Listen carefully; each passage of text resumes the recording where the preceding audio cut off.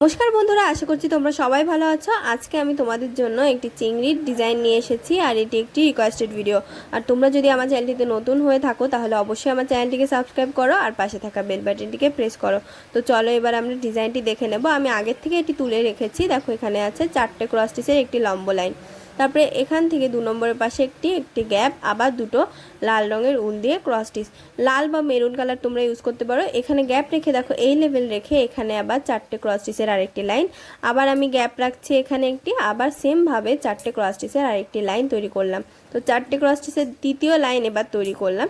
এই তৃতীয় লাইনে দেখো এখানে একটি গ্যাপ, তারপর কৌণিক বরাবর একটি, আবার এদিকে উপরের দিকে কৌণিক বরাবর গিয়ে এখানে 5টি ক্রস স্টিচের লাইন, আবার এই লেভেলটি রেখে এখানে দেখো 4টে ক্রস স্টিচের আরেকটি লাইন, আর এদিকে লেভেল সমান রেখে দেখো এখানে 3টে ক্রস স্টিচ, আর এইখান থেকে এখানে কৌণিক বরাবর একটি, আবার কৌণিক বরাবর, আর এই 3 নম্বরের এখান থেকে দেখো 3টে ক্রস স্টিচ, আর এখানে একটি ক্রস স্টিচ।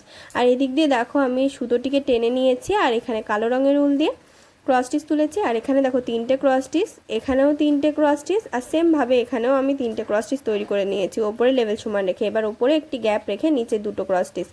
তারপরে দেখো এখানে সাদা রঙের উল দিয়ে কমপ্লিট করেছি। দুটো এখানে লাইন আছে, এখানে আছে 5টি লাইন ওপরের ওই অংশটুকু দেওয়ার জন্য, এখানেও 5টি লাইন, আবার এখানে আছে এখানে আছে দুটো ক্রস স্টিচের লাইন। তো ডিজাইনটি তোমাদের কেমন লেগেছে কমেন্ট বক্সে জানাতে ভুলবে না। জানাবে কোন ধরনের ডিজাইন দেখতে চাও, আর ভিডিওটি ভালো লাগলে লাইক শেয়ার করবে এবং অবশ্যই আমার চ্যানেলটিকে সাবস্ক্রাইব করবে।